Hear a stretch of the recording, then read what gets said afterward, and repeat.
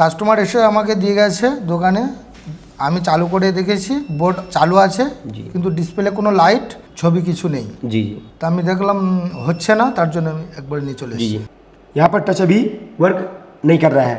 तो चलिए इसके साथ साथ मैं आपको एक बार ये भी दिखा दूँ कि यहाँ पर जो आईसी है, इस आईसी को अभी हमने बाहर निकाल के रखा हुआ है। ये देखिए स्क्रीन को जो कि स्लैप मोड में है अभी, एक बार मैं उसको फिर से राइज करके आपको दिखा दूंगा। तो आप यहाँ देख सकते हैं कि यहाँ पर लाइट और ग्राफिक दोनों ही आ रहा है, जो कि हमने आईसी को रिमूव किया है और आईसी को टोटली बाईपास किया हुआ है। চালু তো हो गया। ठीक है, हिला लीजिए इसको। ठीक है, दिखाइए सर, इधर दिखाइए। ठीक है, बहुत बढ़िया। फाइनली सॉल्व हो गया। बस सर इसका हो गया। ठीक है, चल रहा है बराबर। ठीक, टच देखते हैं, टच की कंडीशन क्या है। तो आप देख सकते हैं फाइनली जो हैंडसेट है हमारा वो प्रॉपर ऑन हो चुका है, प्रॉपर टेस्टिंग के बाद और अप्लाई करने के बाद। और यहाँ पर टच की बात करें,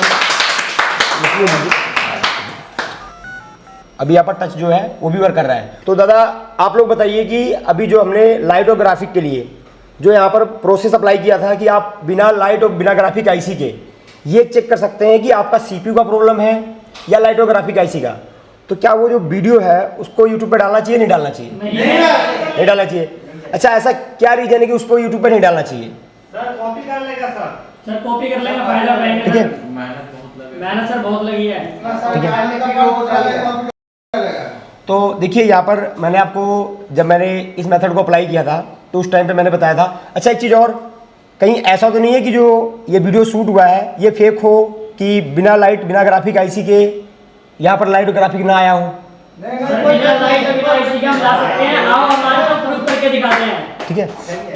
हेलो एवरीवन, एआई सॉल्यूशन से मैं सपन गुप्ता, आप सभी का स्वागत है एआई सॉल्यूशंस के ऑफिशियल यूट्यूब चैनल पे। तो हर बार की तरह इस बैच में भी मैं आपके साथ एक नए फोल्ड के साथ हाजिर हुआ हूँ। और उससे पहले मैं आपको बताना चाहूँगा कि जैसे कल हमारे यहाँ पर डिस्प्ले सेक्शन की क्लास थी, जो स्टूडेंट थे उनको हमने डिस्प्ले सेक्शन के बारे में बताया कि कैसे आपको फॉल्ट डायग्नोस करना है, कैसे आपको चेक करना है और कौन कौन से प्रोटोकॉल होते हैं लाइट सेक्शन के बारे में, ग्राफिक सेक्शन के बारे में, MIPI के बारे में। उसके बाद जो अपने साथ हैंडसेट लेके आते हैं उनको खुद को रिपेयर करना होता है और कोशिश हम ये करते हैं कि मोस्टली स्टूडेंट उसको खुद ही रिपेयर कर लें ताकि हमको ना करना पड़े। जब वो उनसे नहीं हो पाता है उसके बाद ही उसको हम करते हैं। तो यहाँ पर आज मेरे पास 3 हैंडसेट हैं और तीनों ही हैंडसेट में ग्राफिक का इशू आ रहा है, लाइट का इशू आ रहा है। पहला मॉडल जो है यह है नार्जो 30 है और दूसरा जो है वो पोको M2 है और तीसरा जो है वो रेडमी नोट 9 प्रो है। ये तीनों ही जो मॉडल हैं इसमें लाइट और ग्राफिक दोनों का इशू है और सर का कहना है कि इन्होंने जब इसको चेक किया है तो इसमें हैंडसेट जो है वो ओके कंडीशन में है, बूटिंग ले रहा है, ऑन कंडीशन में है, लेकिन लाइट ग्राफिक नहीं आ रहा है।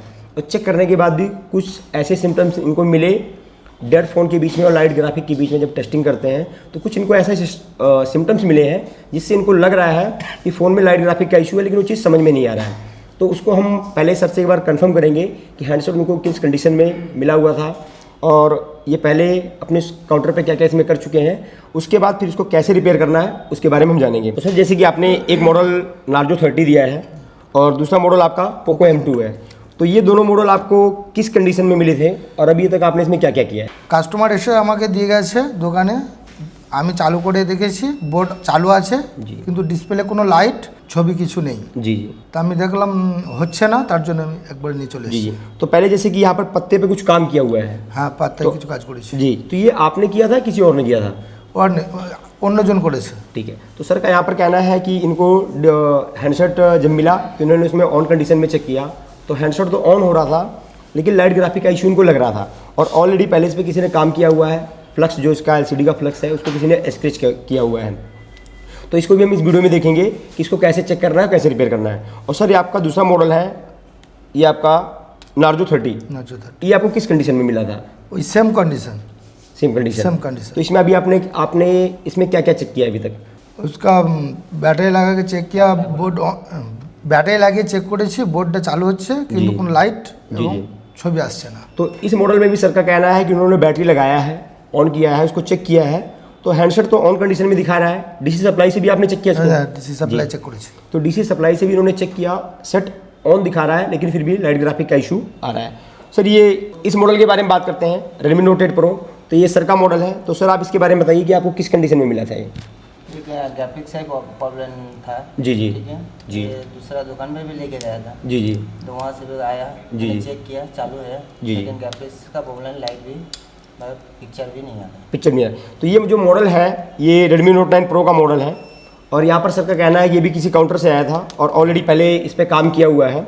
तो इसको हम 1 बाय 1 टेस्ट करेंगे, कैसे लाइट या ग्राफिक सेक्शन आपको चेक करना है, CPU की लाइनें कैसे चेक करनी है, ये सारे कॉन्सेप्ट मैं आपको इस वीडियो में एकदम डीप लेवल पे बेसिक से एडवांस तक बताने वाला हूँ।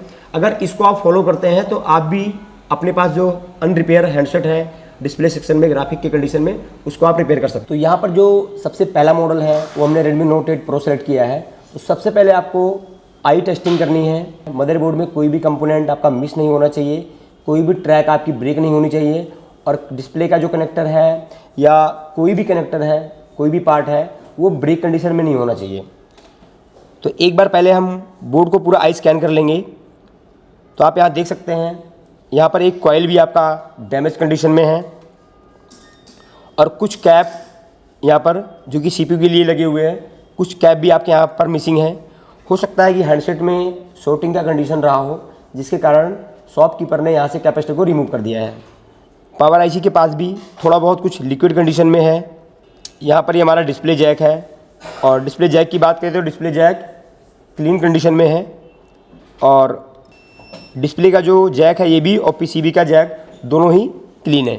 तो एक बार हम बोर्ड को बाहर निकाल लेंगे, और बैक साइड में भी वाटर डैमेज या लिक्विड एंट्री के लिए एक बार इसको चेक कर लेंगे। बैक साइड में भी सेफ कंडीशन है, और आप यहाँ देख सकते हैं यहाँ पर शील्ड के नीचे, आई थिंक यहाँ पर शील्ड के नीचे यहाँ पर आप देख सकते हैं, यहाँ पर आई थिंक ये आपकी ग्राफिक IC है। प्रोसेसर इसमें आपका MediaTek का यूज हुआ है। यहाँ पर भी थोड़ा बहुत देखने से लगता है कि यहाँ पर भी थोड़ा बहुत लिक्विड की एंट्री हुई है। तो यहाँ पर आई स्कैन करने से नॉर्मली कोई भी पार्ट मिस नहीं लग रहा है, और कोई भी पार्ट यहाँ पर डैमेज नहीं है। लेकिन जैसे कि यहाँ पर शील्ड निकाला गया है, आप देख सकते हैं यहाँ पर शील्ड निकाला गया है, तो इस शील्ड निकालने के कारण भी हो सकता है कि कोई ट्रैक या कोई लेयर मिस हुई हो। तो सबसे पहले हम जो जैक है, डिस्प्ले जैक, इसकी डायोड मोड की कूल टेस्टिंग में इसकी रीडिंग चेक करेंगे। फर्स्ट आपको आई स्कैन करना है, सेकंड आपको डायोड मोड की कूल टेस्टिंग करना है। तो यहाँ पर हमने बोर्नियो का जो डायोड मोड सेक्शन है उसको ओपन किया है। उसकी हेल्प से हम डायोड मोड की जो रीडिंग है उसको यहाँ पर कंपेयर करेंगे। तो पहले हम डायोड मोड में इसको चेक करेंगे। डायोड मोड में चेक करने के लिए प्लस को ग्राउंड करना होता है और माइनस से आपको टेस्ट करना होता है। तो यहाँ पर हमको 12 पिनों पर रीडिंग मिलनी चाहिए।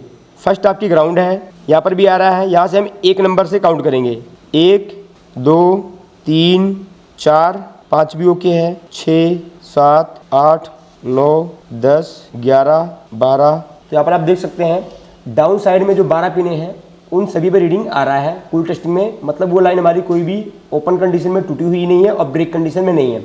अब हम ऊपर की साइड की जो लाइनें हैं उनको टेस्ट करेंगे।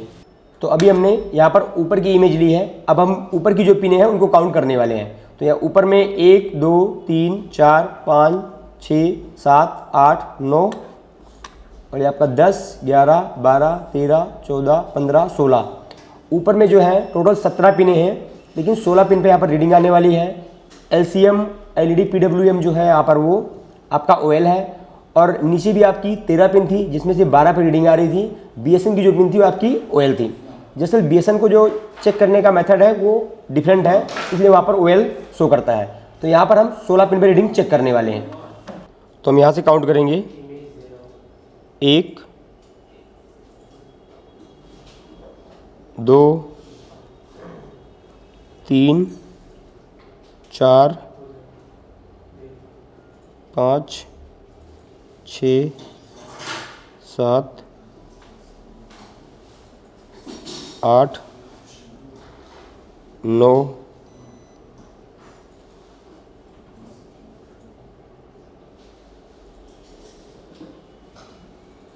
10 11 12।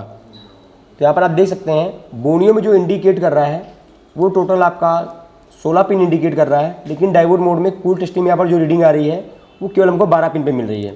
तो 4 पिन एक बार हम देखेंगे कि 4 पिनें कौन सी हैं जो कनेक्टेड नहीं है, जिस पे हमको OL मिल रहा है।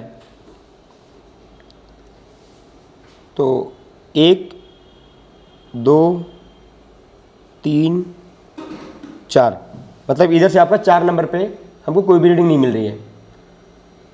तो 1 2 3 4, मतलब हम 7 नंबर की बात करें तो 7 नंबर की ट्रैक पे हमको कोई रीडिंग नहीं मिल रही है। तो 7 नंबर की पिन आप देख सकते हैं, ये आपकी टच पैड की है, तो इसका लाइट और ग्राफिक से कोई भी इशू नहीं हो सकता है, तो इसको हम छोड़ देंगे। उसके बाद 9 नंबर की बात करें तो 9 नंबर भी आपका टच का ही है। 10 नंबर की बात करें तो 10 नंबर भी टच का है, सॉरी 11 नंबर भी टच का है, और यहाँ पर 13 नंबर भी टच का है। मतलब टच की यहाँ पर 4 पिनें हैं, 1 2 3 4। मतलब अगर यहाँ पर हम टच को छोड़ देते हैं 4 लाइनों को, तो बाकी 12 पिन पे आपकी जो लाइनें हैं वो कनेक्टर है, वहाँ पर रीडिंग आ रही है। तो जब तक आपका लाइट ग्राफिक काम नहीं करेगा तब तक आप ये चेक नहीं कर सकते हैं कि टच आपका काम कर रहा है नहीं कर रहा है। तो अभी हम टच पे बिल्कुल भी नहीं जाएंगे, पहले हमको इसका लाइट और ग्राफिक कंप्लीट करना है। उसके बाद अगर टच का इशू होगा तो हम यहाँ पर चेक करेंगे, देखेंगे। और वैसे भी टच की जो लाइन है यहाँ पर ओपन कंडीशन में आ रही है, तो टच की सारी लाइनें CPU से आती हैं, तो इसमें टच का भी इशू हो सकता है। लेकिन सबसे पहले हम लाइट और ग्राफिक पे काम करेंगे। तो कूल टेस्टिंग की बात करें तो कूल टेस्टिंग में सारी लाइनें ओके हैं, कोई भी इशू नहीं है। अब इसके बाद हम इसमें हॉट टेस्टिंग करेंगे कि हॉट टेस्टिंग में आपको क्या क्या चेक करना होता है। तो हॉट टेस्टिंग के लिए हमने यहाँ पर बैटरी लगा ली है। अब हॉट टेस्टिंग में सबसे पहले हम जो ग्राफिक IC से BSN और BSP वोल्टेज बनते हैं, सबसे पहले हम उनको यहाँ पर टेस्ट करेंगे। और उसको टेस्ट करने के लिए हैंडसेट को हमको पावर ऑन करना पड़ेगा। तो यहाँ पर हमारी जो फर्स्ट नंबर की पिन है, देख सकते हैं वो इस कैपेसिटर से कनेक्टेड है, और ये पिन हमारी BSN की है। तो हैंडसेट अभी ऑन कर लिया है। और BSN या BSP की बात करें तो ना तो यहाँ पर BSN पे ही कोई वोल्टेज हमको मिल रहा है और ना ही BSP पे। दोनों ही पिन पर हमको कोई भी वोल्टेज देखने के लिए नहीं मिल रहा है। अगर हम CPU से आने वाली MIPI लाइन की बात करें तो MIPI की लाइनों पे हमको यहाँ पर वोल्टेज देखने के लिए मिल रहा है। आप देख सकते हैं ऑन हो गया है, लेकिन BSP और BSN पे कोई भी वोल्टेज देखने के लिए नहीं मिल रहा है। और अगर यहीं पर हम MIPI की लाइन चेक करें जो CPU से आती हैं, तो आप देख सकते हैं यहाँ पर आपको 1.2 वोल्टेज देखने के लिए मिल रहा है। इन दोनों फिल्टर पे भी आपका 1.2 आ रहा है। अगर हम यहाँ पर बात करें तो इस एक लाइन पे नहीं आ रहा है और इस दूसरी, मतलब ये जो फिल्टर है यहाँ पर हमको कुछ थोड़े ही वोल्टेज देखने के लिए मिल रहे हैं, मिली वोल्टेज। बाकी अदर पे अगर चेक करते हैं तो यहाँ पर भी 1.2 है, यहाँ पर भी 1.2, यहाँ पर भी 1.2 है, और यहाँ पर भी 1.2 है। तो अब देखिए यहाँ पर जो भी फ़िल्टर लगे हैं उन सभी पे सप्लाई आ रही है। जितने फ़िल्टर लगे हुए हैं सभी पे सप्लाई आ रही है, रीडिंग भी आ रही है। सिर्फ एक फ़िल्टर को लाइन 0 को छोड़कर, जिसमें ग्राफिक की वोल्टेज नहीं बन रहे हैं, बाकी अदर फिल्टर पे आपका वोल्टेज बन रहा है। तो यहाँ पर जो कंडीशन बन रहा है अभी वो CPU का बन रहा है, लेकिन हम यहाँ पर अभी CPU नहीं करने वाले हैं। CPU करने से पहले हमारे पास जो बेसिक कॉन्सेप्ट है उसके अकॉर्डिंग हम यहाँ पर टेस्ट करेंगे, जिससे हम ये टेस्ट कर सकते हैं कि मान लीजिए कभी भी आपके पास फ्यूचर में कोई भी ऐसा हैंडसेट आता है जिसमें इशू है लाइट का, ग्राफिक का, डिस्प्ले का, और वहाँ पर ना तो डिस्प्ले के वोल्टेज बन रहे हैं और आपको CPU से भी डाउट हो रहा है, या हो सकता है कि आपने CPU भी रिवॉल्व कर दिया हो और IC भी चेंज कर दिया, उसके बाद भी ग्राफिक नहीं आया है। तो हम यहाँ पर इस तरीके से बिल्कुल नहीं करने वाले हैं। हम यहाँ पर देखने वाले हैं कि प्रॉब्लम एक्चुअल में कहाँ पर है। हमें CPU की तरफ जाके काम करना है, जो कि CPU की सारी लाइन ओके है केवल टच को छोड़कर। और हॉट टेस्टिंग में केवल डाटा लेन पे वोल्टेज नहीं आ रहे हैं, बाकी कूल टेस्टिंग में वो भी ओके है। तो इस कंडीशन में आपको लाइट सेक्शन पे काम करना है, या आपको ग्राफिक सेक्शन पे काम करना है, या आपको CPU पे काम करना है, ये बहुत ही ज़्यादा कन्फ्यूजन क्रिएट करता है। तो यहाँ पर जो हमारे पास बेसिक फंडामेंटल है, जो एक ट्रिक है, उसको हम अप्लाई करेंगे, और उसको अप्लाई करने के बाद फिर हम जजमेंट लेंगे कि हमको CPU रिवॉल्व करना है या नहीं करना है। क्योंकि इस कंडीशन में हो सकता है कि हमने CPU को रिवॉल्व कर दिया, उसके बाद भी ग्राफिक का इशू सॉल्व नहीं हुआ, तो हमारा टाइम भी लॉस जाने वाला है, और जो इतनी देर हम इफोर्ड करेंगे वो भी लॉस जाने वाला है। तो उससे पहले हम इस कॉन्सेप्ट को अप्लाई करेंगे। अगर उसके बाद भी हमारा यहाँ पर ग्राफिक को वोल्टेज नहीं आता है तो फिर हम जाके CPU को रिवॉल्व करने वाले हैं, करूँगा। तो चलिए देखते हैं कि हम इस पे लाइट और ग्राफिक कैसे बनाते हैं बिना CPU रिवॉल्व किए, या हम कैसे जजमेंट लेते हैं कि प्रॉब्लम लाइट का है, ग्राफिक का है, CPU का है। हम यहाँ पर बोर्ड को बाहर निकाल लेंगे और ग्राफिक IC इसको भी हम बाहर निकाल लेंगे।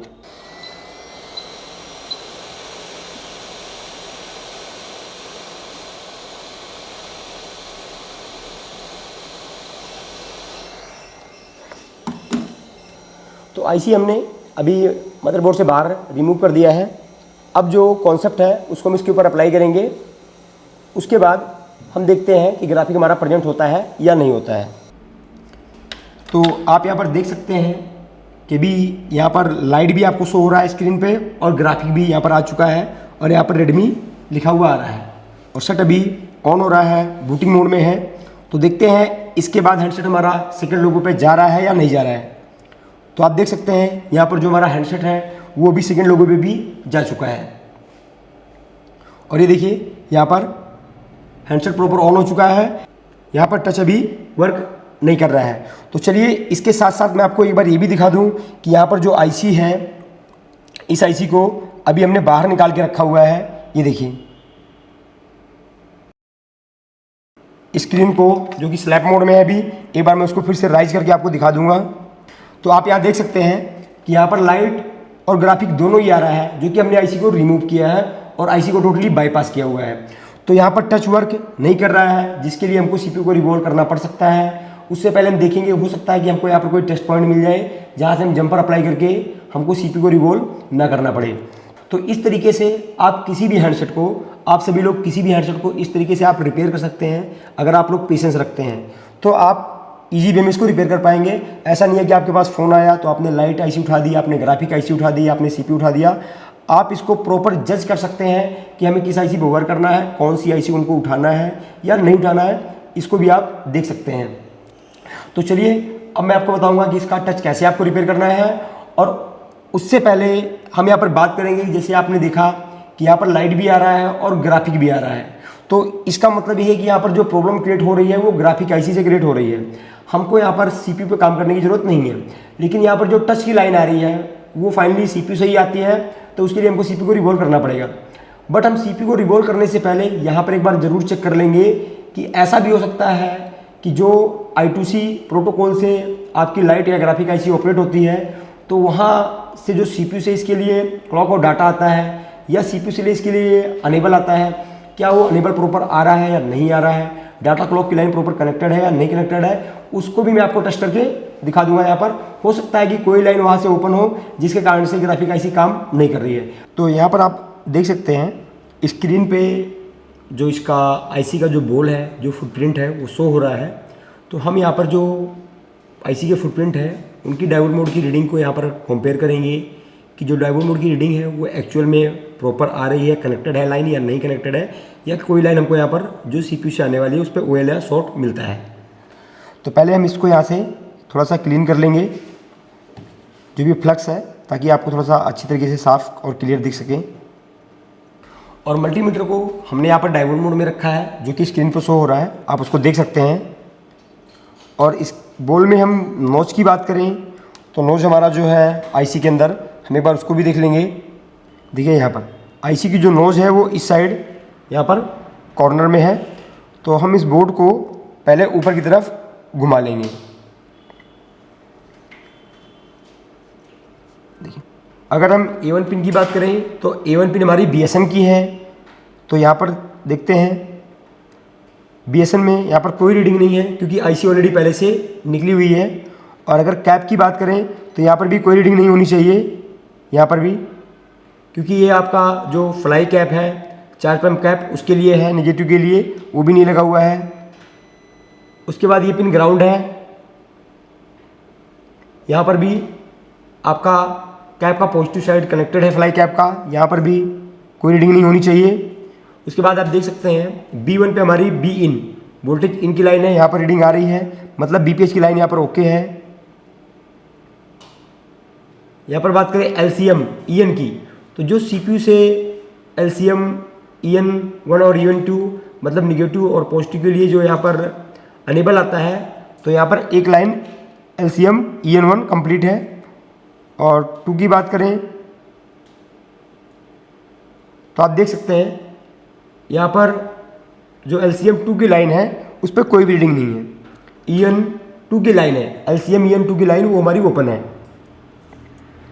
उसके बाद करें B4 की, तो B4 हमारी जो है वो BSP है, यहाँ पर रीडिंग आ रही है।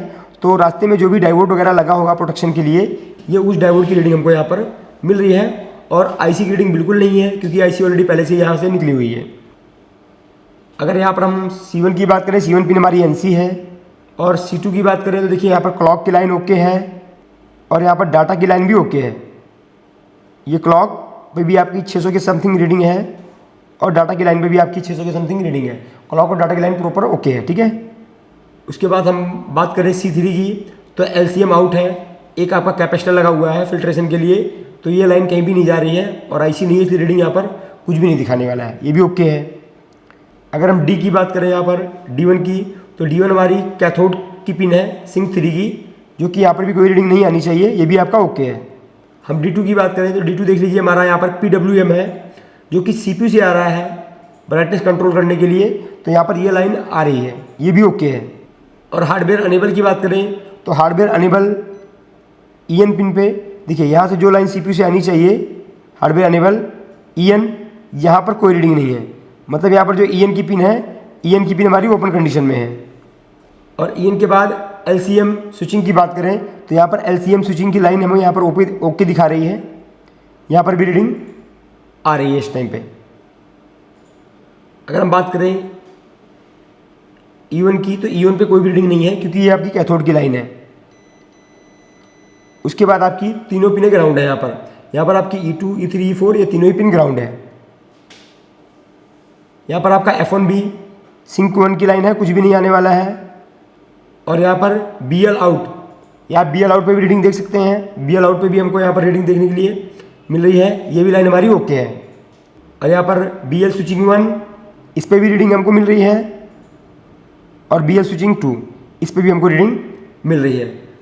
तो यहाँ पर सारे ही बोल को जब हमने चेक किया तो यहाँ पर हमको 2 बोल पे रीडिंग नहीं मिल रही है, एक क्लॉक के ऊपर और एक हमारा EN के ऊपर। तो इस तरीके से आप स्टेप बाय स्टेप इसको सर्किट को चेक कर सकते हैं और आप इसको डायग्नोज कर सकते हैं कि हमको CPU को उठाना है या नहीं उठाना है। अब यहाँ पर अगर इसके नीचे से हमारा जो बोल है वो मिस नहीं होता, तो जिस तरीके से हमने टेस्टिंग की थी कि वहाँ पर CPU से रिलेटेड कोई भी फॉल्ट नहीं था। अगर हम ग्राफिक की बात करें तो जो भी ग्राफिक प्रेजेंट होना चाहिए MIPI प्रोटोकॉल से, रीसेट से या टेयरिंग इफेक्ट से, तो वहाँ पर सारी लाइनें CPU से प्रॉपर आ रही थी, उन लाइनों में कोई भी नहीं इश्यू था। प्रॉब्लम सिर्फ ये है कि यहाँ पर जो ग्राफिक के लिए वोल्टेज बनना चाहिए, लाइट के लिए जो वोल्टेज बनना चाहिए, उसका अनेबल नहीं आ रहा है, जिस कारण से IC वर्क नहीं कर रही है। तो अब दोनों ही प्रोसेस में हमको CPU को उठाना पड़ेगा। तो चलिए पहले एक बार हम CPU के नियर बाई शील्ड जो है उसको निकाल कर देखेंगे। हो सकता है कि वहाँ से हमको कुछ ऐसे टेस्ट पॉइंट मिल जाए जिसके कारण से इसको हमको रिमूव ना करना पड़े। बाकी अगर टच के लिए मुझे CPU को नहीं उठाना पड़ा तो ये जो दोनों अनेबल है, हम इसको भी यहाँ पर प्रॉपर तरीके से बाईपास कर देंगे। तो यहाँ पर हमने शील्ड को प्रॉपर निकाल दिया है। अब हम क्या करने वाले हैं कि हम यहाँ पर बोनियो स्कीमेटिक से जो मीसो मोसो की लाइन है, टच की जो लाइनें हैं, उसको टेस्ट करेंगे कि उसका जो TP पॉइंट है वो कहाँ पर है। जैसे कि भी आपने देखा था कि यहाँ पर जो TP पॉइंट है, तो पहले एक बार उसको हम यहाँ पर वीडियो में भी ऐड करेंगे और देखेंगे कि उस TP पॉइंट को चेक करके कि वहाँ पर कोई सप्लाई या रीडिंग आ रही है या नहीं आ रही है। तो यहाँ पर आप लोग देख सकते हैं स्क्रीन पे हमने स्कीमेटिक टूल को ओपन किया है। तो पहले हम इनमें से कोई भी एक लाइन को सर्च कर लेंगे। तो देख सकते हैं यहाँ पर ये जो लाइन है TP SPI मौसी की, ये आपकी CPU के अंदर आ रही है। ये U3100 ये CPU का नंबर है। और ये TP SPI CS की और मीसो मौसी और क्लॉक, ये सारी लाइनें हमारी जो है वो CPU के अंदर आ रही हैं। तो आप यहाँ पर जो TP पॉइंट है, टेस्ट पॉइंट, इसको हम यहाँ से कॉपी करेंगे और इसको लेआउट में जाके पेस्ट करके हमको चेक करना है कि ये पॉइंट कहाँ पर है। तो आप देख सकते हैं लेआउट में ये जो पॉइंट है ये CPU के ऊपर साइड, आप देख सकते हैं CPU के ऊपर की तरफ, ये यहाँ पर आपके 2 कंपोनेंट जो कि यहाँ पर क्रॉस सिंबल में है, 2 कंपोनेंट आपके नहीं हैं। तो आपके ये चारों टेस्ट पॉइंट इसके यहाँ पर, चारों ही लाइनों के टेस्ट पॉइंट यहीं पर हैं। तो एक बार हम जूम करके इसका जो नंबर है वो भी नंबर भी एक बार हम देख लेंगे। तो देख सकते हैं नंबर भी इसका 34110, 3412 और 3411 और 3414। और स्कीमेटिक में देखते हैं तो स्कीमेटिक भी नंबर 34110 और 3411, 12 और 14। तो यहाँ पर चारों जो लाइनें हैं मिसोमोसी और क्लॉक की और चिप सेलेक्ट की, उस चारों लाइनों का टीपी पॉइंट अवेलेबल है। तो पहले हम जो टीपी पॉइंट है, इस टीपी पॉइंट पे यहाँ पर हम डायोड मोड की रीडिंग टेस्ट कर लेंगे कि यहाँ पर डायोड मोड की रीडिंग हमको मिल रही है या नहीं मिल रही है। तो रेड को यहाँ पर हम ग्राउंड कर लेंगे और आप देख सकते हैं कि यहाँ पर इस पॉइंट पर भी कोई रीडिंग नहीं है, OL आ रहा है। और इस पॉइंट की बात करें तो यहाँ पर भी कोई भी रीडिंग नहीं है, OL आ रहा है। और इस पॉइंट की बात करें तो यहाँ पर भी OL और यहाँ पर भी OL। तो इसके जो चारों टेस्ट पॉइंट हैं वो यहाँ पर OL दिखा रहे हैं। तो अब इस कंडीशन में हमको CPU को उठाना ही पड़ेगा, क्योंकि हम इस लाइन को बाईपास नहीं कर सकते हैं। तो हीटिंग रखनी है 280, 280 और एयर आपको 100 रखना है, 100 रखना है आपको। और नोजल को आपको स्ट्रेट रखना है, लेफ्ट राइट आपको नोजल को नहीं घुमाना है। पहले आपको कोई भी एक प्लेस यहाँ पर जज कर लेना है जहाँ से आपको ब्लेड को इंसर्ट करना है। उसके बाद आपको थोड़ा सा फ्लक्स लेना है और फ्लक्स को IC के ऊपर अप्लाई कर देना है, तो CPU आपका डैमेज नहीं होना चाहिए। और थोड़ा सा पेस्ट जो है वो आपको IC के चारों तरफ डाल देना है और एक प्लेस पे आपको ब्लेड इंसर्ट करना है। पहले से आपको प्लेस वहाँ पर बना लेना है ब्लेड इंसर्ट करने के लिए, और आपको जल्दबाजी नहीं करना है। पहले थोड़ा सा हीट होने दीजिए, फिर ब्लेड को अंदर डाल के CPU को उठा लीजिए। प्रॉपर हीटिंग के बाद ही CPU को आपको उठाना है। जो हीटिंग आपकी उस समय थी वही हीटिंग आपको अभी भी यूज करना है।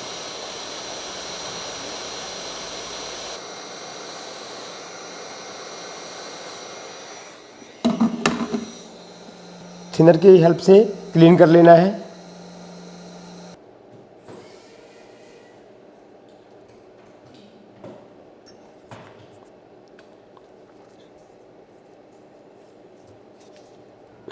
हम इस होल्डर का यूज करेंगे और IC का ग्लू क्लीन करने के लिए पहले हमें पेस्ट यूज करना है और 138 की PPD लगा के इसको मेल्ट कर देना है। और स्क्रैपर से धीरे धीरे हमको जो ग्लू है उसको यहाँ पर क्लीन करना है। और ब्लेड को ज़्यादा आपको फोर्सली नहीं चलाना है, नहीं तो CPU की जो लेयर है वो वहाँ से डैमेज हो सकती है। उसके बाद हम इसे थिनर की थोड़ा सा हेल्प से क्लीन कर लेंगे। क्लीन के लिए 183 PPT और टिश्यू पेपर का यूज करेंगे। पहले इसे अच्छी तरीके से फिल कर लेंगे, उसके बाद छोटे नोजल से इसको हम रिवॉल्व कर लेंगे। उसके बाद जैसी आपकी हैंड स्किल है उसके अकॉर्डिंग आप यहाँ पर बैंड ट्यूजर या स्ट्रेट ट्यूजर का इस्तेमाल कर सकते हैं। नोजल आपको छोटा ही रखना है।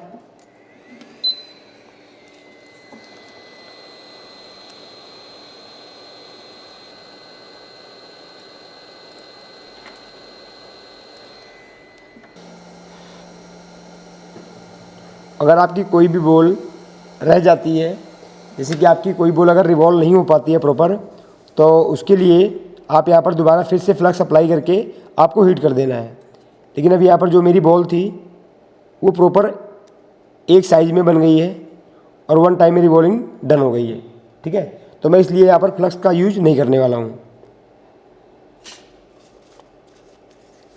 कि IC को लगाने से पहले बोर्ड में हमको वो लाइनें चेक कर लेनी है जो लाइन ग्राफिक IC से OL शो कर रही थी, और उसके साथ साथ हमको जो बाहर टेस्ट पॉइंट है लगे है यहाँ पर जो SPI आपकी टच के लिए है, उसकी भी रीडिंग हम यहाँ से थोड़ा सा चेक कर लेंगे कंटिन्यूटी।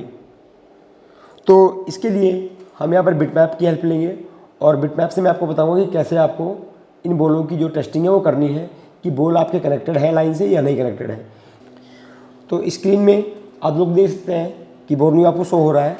और फर्स्ट हम यहाँ पर जो ग्राफिक IC है, ग्राफिक IC में जो हमारा B3 पिन था LCM EN2, ठीक है, यहाँ पर A आपका यहाँ से है और यहाँ से आपका BOC और ये आपका हो गया B3 की पिन में हम यहाँ से कंटिन्यूटी चेक करेंगे। ठीक है, एक प्रोब को मैंने ग्राफिक आईसी के नीचे बोर्ड पे B3 पे रखा हुआ है। और दूसरे पॉइंट से अगर मैं टेस्ट करता हूँ तो आप काउंट कर सकते हैं यहाँ से 1 2 3 4 और यहाँ पर आपकी रीडिंग आनी चाहिए। देख सकते हैं यहाँ पर कोई भी रीडिंग नहीं मिल रही है। इसका मतलब है कि ये जो लाइन है वो बोर्ड के अंदर से ही ब्रेक है। अगर हम दूसरी की बात करें, आपका B के बाद C और D3 की लाइन भी आपकी यहाँ से ब्रेकेज थी, तो उसी से आगे आपके चौथे नंबर पे आपकी यहाँ पर D3 भी आ रही है।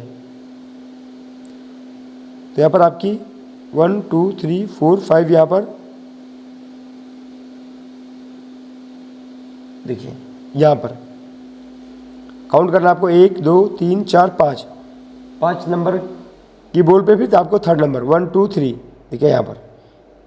मतलब ये दोनों के दोनों बोल जो है वो मदरबोर्ड से ब्रेक कंडीशन में है। मतलब जो लेयर है अंदर से उसी में इशू होने के कारण ये दोनों लाइनें ग्राफिक आईसी के लिए नहीं आ पा रही हैं।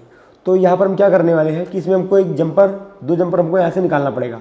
बट उससे पहले यहाँ पर जो टच की लाइन थी हम उसको भी आइडेंटिफाई कर लेंगे। टच की लाइन यहाँ पर है, तो एक बार हम टच के लिए भी ट्रेस कर लेंगे कि जब टच के लिए भी हमको जंपर निकालना है। टच की इस लाइन की बात करें तो ये लाइन टच की कंप्लीट है और यहाँ पर बीप कंटिन्यूटी साउंड भी आ रहा है। ठीक है, अब दूसरी को चेक कर लेंगे, वो भी जस्ट उससे ऊपर एक बोल अप। देखिए इस पर भी हमारी कंटिन्यूटी की रीडिंग आ रही है। और तीसरा बॉल भी देखिए यहाँ पर भी कंटिन्यूटी की रीडिंग आ रही है। और चौथी की बात करें तो चौथे नंबर पे भी हमको रीडिंग यहाँ पर मिल रही है। कहने का मतलब है कि जो टच की जो लाइनें हैं उसके लिए यहाँ पर टीपी पॉइंट अवेलेबल है। तो अगर मान लीजिए लाइन ब्रेक होती है नीचे टच कनेक्टर से, तो हम यहाँ से जंपर को उठा लेंगे। लेकिन यहाँ पर जो हार्डवेयर अनेबल के लिए और जो ग्राफिक के लिए EN2 आ रहा है, ये दोनों लाइनें का टीपी पॉइंट भी नहीं है और वो किसी कंपोनेंट से कनेक्टेड भी नहीं है। वो बाय मदरबोर्ड के लेयर के अंदर से CPU और ग्राफिक आईसी के साथ कनेक्टेड है। तो यहाँ पर हमको क्या करना है कि 2 जंपर हमको यहाँ से बाहर निकालना पड़ेगा। पहले यहाँ पर हल्का सा पेस्ट लगा लो, सोल्डर लगा के यहाँ पर पहले इसको मेल्ट कर देना है। इसको यहाँ से पहले सोल्ड कर देना इसको, और एक छोटा सा पॉइंट केवल कट करना है, उतना ही जितना आपको जंपर पे यहाँ पर अप्लाई करना है, ज़्यादा बड़ा नहीं करना।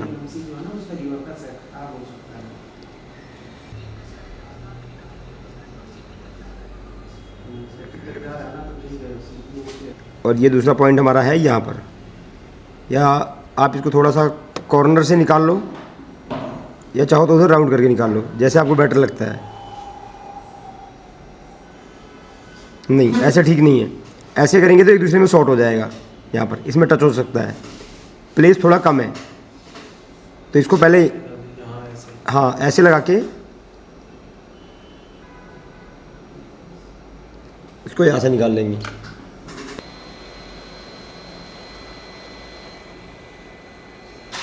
और इसको मोड़ के ऐसे बाहर निकालना है ताकि किसी बोल में टच ना हो। कोशिश ये होनी चाहिए आपकी किसी बोल में टच ना होने पाए।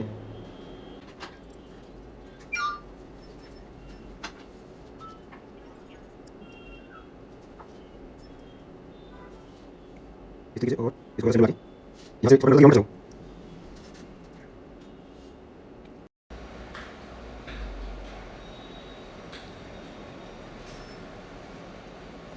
ऐसे ऐसे चला दो कि ताकि जो शोल्डर है वो इसमें टच ना हो। कोई जरूरी नहीं है कि बोर्ड पे लगे, बोर्ड पे नहीं लगेगा तब भी कोई इशू नहीं है, इस वायर पे लग जाए।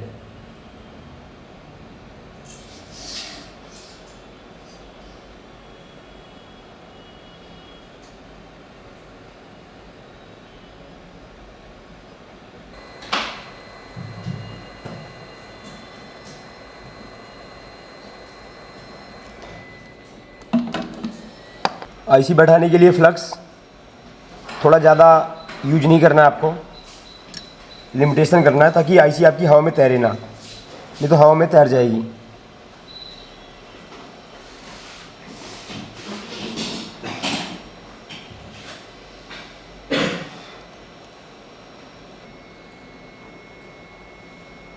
जहाँ पर भी एक ज़्यादा पीपीडी है,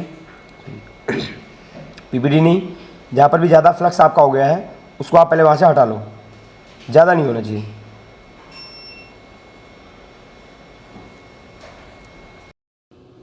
और आईसी को पहले हम जो है पूरे तरीके से सेंटर में लगा लेंगे। यहाँ पर जो इसके मार्किंग पॉइंट है उसमें हमको सेट कर लेना है।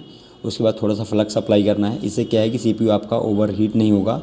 उसके बाद सीपीयू के अकॉर्डिंग आपको नोज़ल यूज करके 12 mm 10 mm इसको आप थोड़ा सा नीडल से प्रेस कर देंगे तो सीपीयू जो है वो अपने प्लेस पर जाकर बैठ जाएगा। उसके बाद जो हमारी ग्राफिक आईसी है, इस ग्राफिक आईसी के नीचे से हमारे जो 2 पॉइंट हमारे ओपन कंडीशन में थे, हम वहाँ पर दोनों ही बॉल पे जंपर अप्लाई कर लेंगे। और जंपर हम लॉन्ग नहीं करेंगे, छोटा जंपर हमको यूज करना है ताकि हम बाद में जंपर को यहाँ से और उस पॉइंट से सीपीयू के पास जो हमने निकाले हैं उससे इसको हम वहाँ से कनेक्ट कर देंगे। और जंपर को हम अच्छी तरीके से प्रॉपर मास्किंग कर देंगे यहाँ पर। और मास्किंग करने के बाद यूवी लाइट से इसको ग्लू को प्रॉपर तरीके से सुखा लेंगे।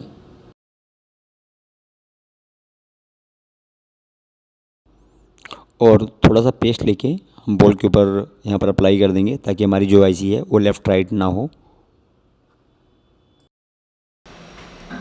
अगर आपकी हैंड स्किल सही नहीं है तो पहले इस आईसी को रिवॉल्व कर लीजिए, उसके बाद बैठाइए। आईसी पहले से रिवॉल्व है इसलिए हमको रिवॉल्व करने की ज़रूरत नहीं है, लेकिन आपकी जब तक हैंड स्किल ना हो जाए, सही से बैलेंस आपका ना बन जाए, तब तक आईसी को आप पहले रिवॉल्व कीजिए, उसके बाद लगाइए।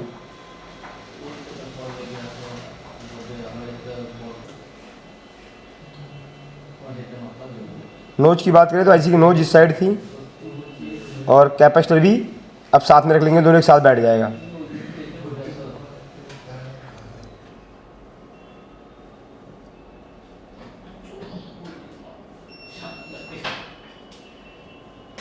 और ऊपर से लेके जाना है ताकि आपको थोड़ा सा आइडिया हो जाए कि आपकी आईसी गलत है। देखिए, इसको मैं यहाँ पर पकड़ लूँगा क्योंकि थोड़ा सा ये डिसबैलेंस हो रही है। बैठ गया दादा?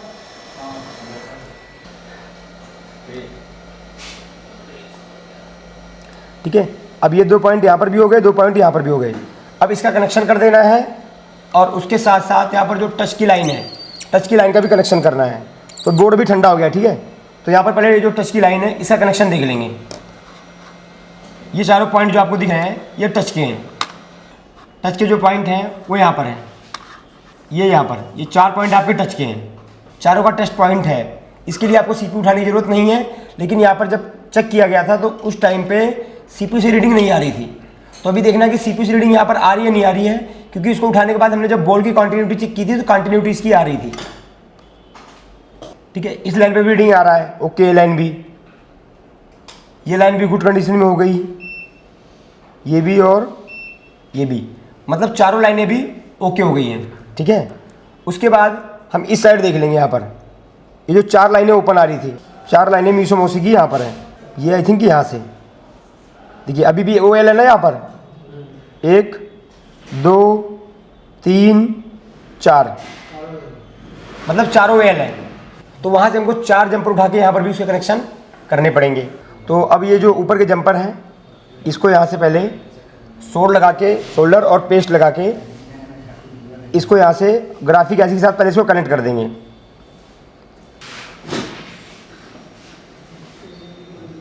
और आईसी के ऊपर ज़्यादा हीट नहीं करना आपको।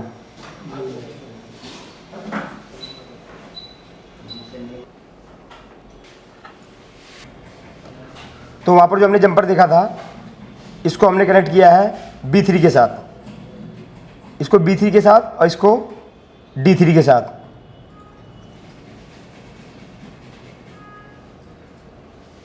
तो पहले D3 वाले को यहाँ पर हम कनेक्ट कर देंगे। ऐसे ही था या कुछ गलत है, बता दीजिएगा एक बार। ठीक है, ये इस साइड वाला आ गया नीचे की तरफ D3 के साथ और ऊपर वाला चला गया B3 के साथ। अब सीधी रह गई टच की लाइनें। तो ग्राफिक आईसी का हो गया, अभी सिर्फ बच गया केवल टच का। टच के चारों जंपर हम यहाँ से ले सकते हैं।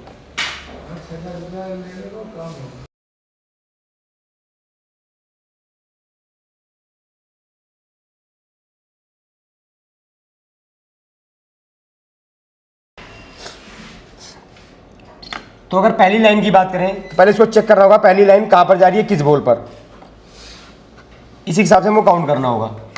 तो अगर यहाँ पर हम बात करें इस पहले पॉइंट की, देखिए ये पहला जा रहा है 6 नंबर पे आपका, 3 और 3 6। तो इस जंपर को यहाँ से लाके हम इस साइड नीचे से, जब अगर आपकी हैंड स्किल बढ़िया तो कनेक्टर पे कर लो, नहीं है तो इस पॉइंट को पहले आप स्केच कर लो। यहाँ पर ये 4 पॉइंट है, चारों को हम स्केच कर लेंगे।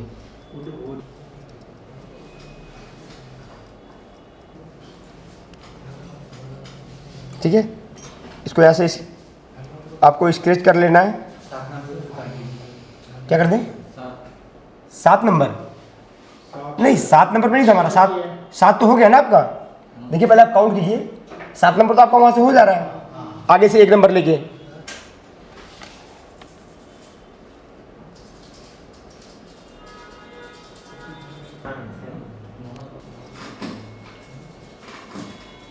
ठीक है, ये 6 नंबर पे हो गया। और अब एक बार हम यहाँ से 7 नंबर से फिर दोबारा एक जंपर रिटर्न निकाल लेंगे। यहीं पर 7 नंबर है, किसी भी नंबर से निकाल देंगे ऐसे। ये इसको 7 नंबर पे अप्लाई किया है।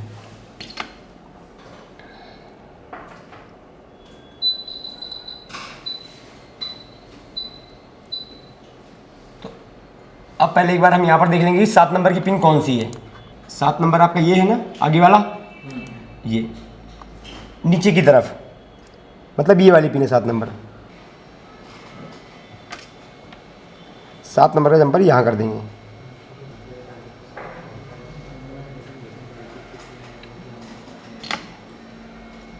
ये हो गया 7 नंबर पर।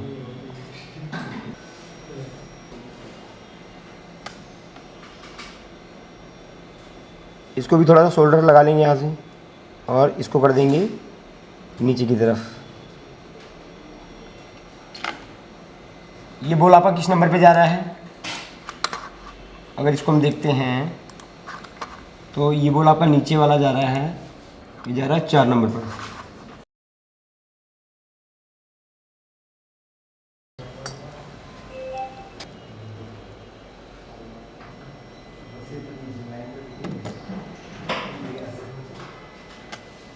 इसको करना है 4 नंबर पर।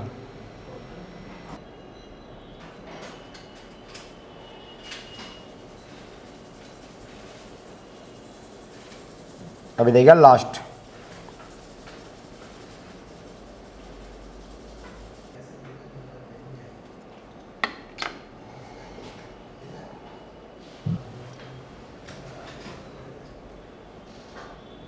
अगर आपके अंदर जिद है कि आपको सेट बनाना है तो सेट के साथ सिर्फ 2 ही कंडीशन होगी, या तो अगर उसमें आईसी ख़राब नहीं है, सीपीयू ख़त्म नहीं है, या एमएमसी ख़त्म नहीं है, या अगर वो भी ख़राब है और चेंज करने का अगर लिमिटेशन है तो आप चेंज करके उसको भी बना दोगे। बाकी ये जैसे नॉर्मल फॉल्ट है, सब कोई बड़ी चीज़ नहीं है, ये बहुत ही कॉमन फॉल्ट है। बस क्या है कि इसके लिए थोड़ा सा आपका माइंड काम करना चाहिए, स्टेप बाय स्टेप कि हमको चलना कैसे है, पहले क्या चेक करना है, उसके बाद क्या चेक करना है। और हिराशना नहीं है, जब भी आपसे कोई काम ना हो तो माइंड में ये बात आपकी होनी चाहिए कि जाहिर सी बात है कहीं ना कहीं हमसे कोई ना कोई मिस्टेक हो रही है।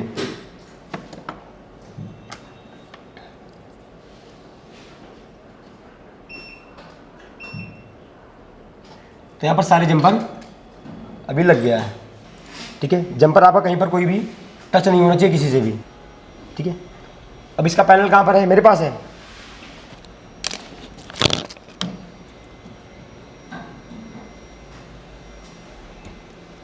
तो एक बार इसको पहले पैनल में लगा के चेक करते हैं क्या कंडीशन है इसकी अभी। तो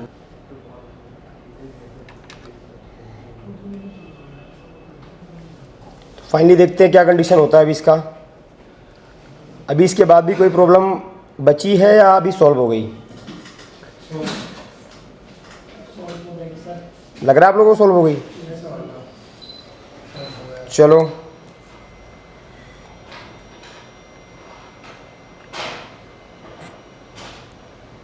चालू तो हो गया। ठीक है, हिला दीजिए इसको। ठीक है, दिखाइए सर इधर, दिखाइए। ठीक है, बहुत बढ़िया। फाइनली सॉल्व हो गया। बस सर इसका हो गया, ठीक है, चल रहा है बराबर। ठीक, टच देखते हैं, टच की कंडीशन क्या है। तो आप देख सकते हैं फाइनली जो हैंडसेट है हमारा वो प्रॉपर ऑन हो चुका है, प्रॉपर टेस्टिंग के बाद और अप्लाई करने के बाद। और यहाँ पर टच की बात करें, अभी यहाँ पर टच जो है वो भी वर्क कर रहा है। तो फाइनली अभी हैंडसेट जो है ये प्रॉपर इसके यहाँ से हम इसको निकाल देंगे।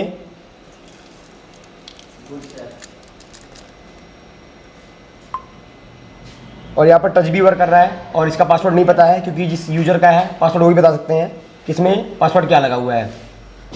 तो दादा आप लोग बताइए कि अभी जो हमने लाइट और ग्राफिक के लिए जो यहाँ पर प्रोसेस अप्लाई किया था कि आप बिना लाइट और बिना ग्राफिक आईसी के ये चेक कर सकते हैं कि आपका सीपीयू का प्रॉब्लम है या लाइट और ग्राफिक आईसी का, तो क्या वो जो वीडियो है उसको यूट्यूब पे डालना चाहिए, नहीं डालना चाहिए? नहीं डालना चाहिए। अच्छा, ऐसा क्या रीजन है कि उसको यूट्यूब पे नहीं डालना चाहिए? सर कॉपी कर लेगा सर। सर कॉपी कर लेगा, फायदा पाएंगे। ठीक है, मेहनत सर बहुत लगी है। तो देखिए यहाँ पर मैंने आपको जब मैंने इस मेथड को अप्लाई किया था तो उस टाइम पे मैंने बताया था। अच्छा, एक चीज़ और, कहीं ऐसा तो नहीं है कि जो ये वीडियो शूट हुआ है ये फेक हो, कि बिना लाइट बिना ग्राफिक आईसी के यहाँ पर लाइट और ग्राफिक ना आया हो?